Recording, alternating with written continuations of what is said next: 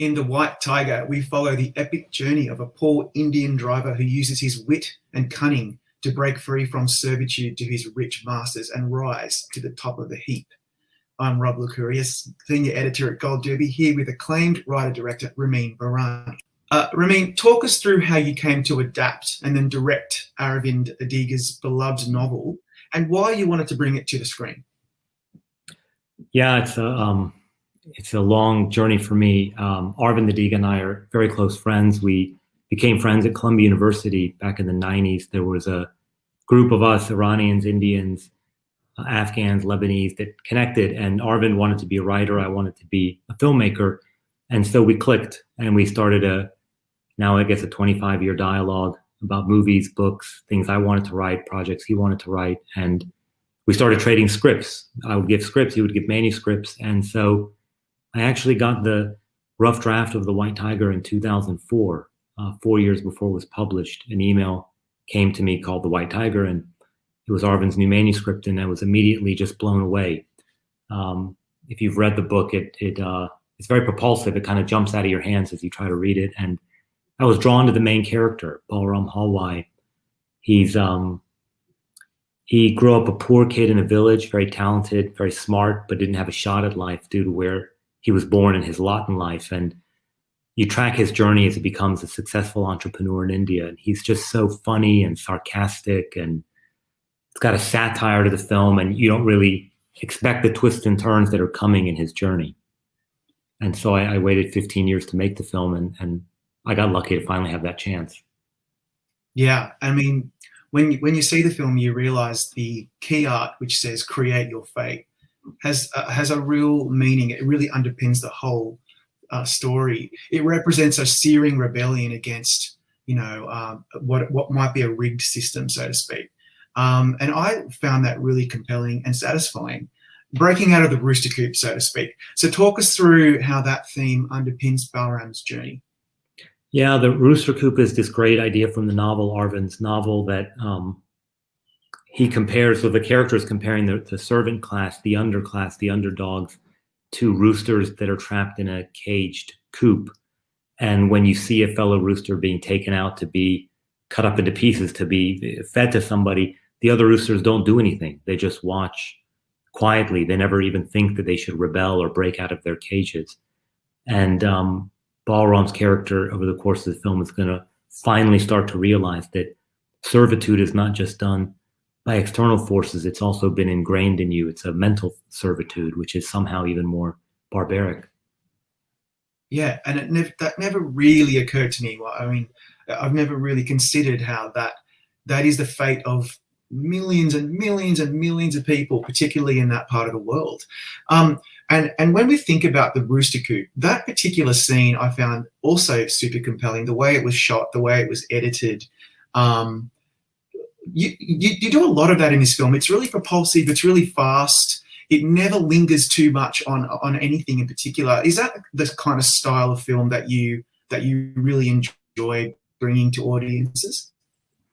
It was certainly different for me. I mean, a lot of my films have been a bit more contemplative or slower, but the book was that way. And that was the challenge for me. I really wanted to match the tone that Aravind had set in the novel. And it was a fast read. You could read it in one day. Its tone was different than anything I had tried before because of the satire, because of the voiceover. It's a first-person narration, the novel, which obviously presents a lot of challenges in adaptation.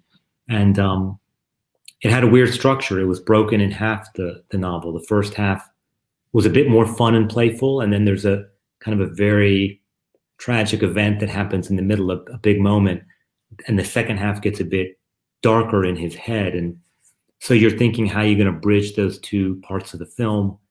And, I was just thinking of other films that get broken in half, like High and Low by Kurosawa, which I thought also had other interesting parallels. Or later Kubrick does this by studying Kurosawa, probably looking at things like Full Metal Jacket. Both directors pretty inventive with structure, but here it was about trying to bridge the tone of the two sections. Yeah, let's speak about the tonal shifts, because the lead character, played by Adash Garav, who we should talk about a little later because I just thought he was incredible, is so lovable. You root for him, you're with him. But then, as you say, without spoiling anything, something happens towards the middle end of the film, which is very confronting. And you almost feel like you can't root for someone like this. But for some reason, you still do. You want to see him succeed. Talk us through what you're doing there and how nuanced that journey actually is. Yeah. I got lucky. We found this incredible actor, Adarsh, and that was a huge gift to the movie because of his talent and skill as a newcomer. So yeah, there was a lot of investment in the script and in the shooting of the film about how to get an audience hooked into him and how to start to layer in that something bad is going to happen. I mean, pretty upfront, I'm telling you, this guy's wanted by the police. You just don't know why. Yeah. And in the novel, Arvind reveals it to you very quickly, but we held back on that information until later. There's kind of a misdirect at a certain point in the film that you think it's for some reason that it's not. And he goes on to commit a much more gruesome crime. It was really about trying to chart what were the steps that got him to that moment and how was his mind starting to become unhinged in the pressure. And then trying to pull an audience back with him in the end of the film by trying to see how he had changed in a way to be better than his masters. But that being said, Rob, I have to tell you, I don't really know if he did the right thing, and I cannot ask an audience to condone his actions. I was really mainly hoping they would empathize and understand him and understand the pressures that lead the character to do what he does. And I hope to see that even our own society, you know, I'm in Brooklyn, that maybe it's not that far away from us either. It was interesting when I came back and I got into editing of the film, you know, COVID started. So the whole editing team was gone. They were all editing at home. And I was the only one going into this editing space in Brooklyn alone. And, you know, you couldn't have meals with the team anymore. You would just have a meal alone. And it was often brought to me by someone on a Seamless app, which I had not used before.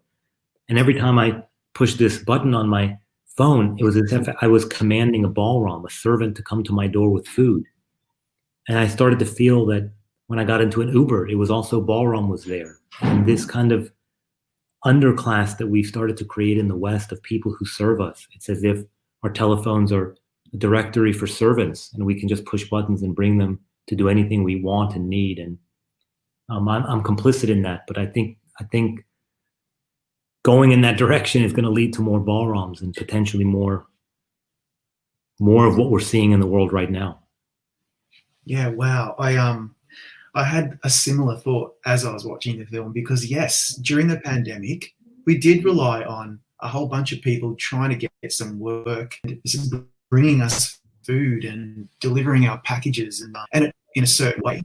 It's unflinching and it's uncomfortable and unflattering. But it's actually quite universal. But let's talk about India first. Was it challenging to get that right, to get that authentic as possible?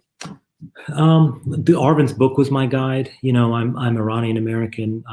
I lived in Iran as an adult for 3 years, including spending time in villages like Balram comes from. My dad comes from a village just like that. So I've been growing up with that my whole life. And there's similarities in the cultures that helped. I only brought 2 or 3 people with me from the West, an Italian cinematographer and a production designer from North Carolina that I had worked with before, and an AD, a DGA AD you have to bring. But everyone else was Indian. So my crew was 99% Indian, including all the department heads. So that really helped. We could lean on them for authenticity. And I spent a few months in India, per Arvind's suggestion, traveling as much as I could to the locations by bus and by foot to experience it the way Balram would, and talking to drivers, you know, talking to a lot of drivers, going to shopping malls and instead of going in them, just going to the parking lots where drivers were there smoking BDs and waiting for their masters. And you start to hear the stories and you start to realize how right Arvind had gotten that in the novel, you know? Yeah. You know, the movie hasn't been out for very long. The reviews are really strong. And consensus so far seems to be the film is captivating. And it's really propulsive, as you say, which is similar to how the book's presented. And there's a real confidence and swagger in the way you tell this very sprawling story. And so ultimately, I'm wondering, what are you hoping that audience will get out of this experience? Because there's so much to unpack, but ultimately, what do you want them to get out of it? Well, thanks for saying that. I mean, you hope it's just an experience, as you said. I hope they'll go on a wild ride with this character. I hope they're going to laugh. I hope they're going to, as you said, be confronted by something challenging in the back half of the film, but make them think. And, it's just a story about a man who wants to be free. He wants to be free to reach his full potential as a human being. And society is not giving him that chance. It's been rigged against him because of where he was born, what lot he was born into in life. And I think this divide between rich and poor, or the segregations and mistreatments we have based on race or other factors, are something we feel all over the world. And I hope people might think about that and as they go on the journey with Ballroom. Yeah. Thanks for joining us today, Ramin. We're going to bring you back shortly for our panel discussion.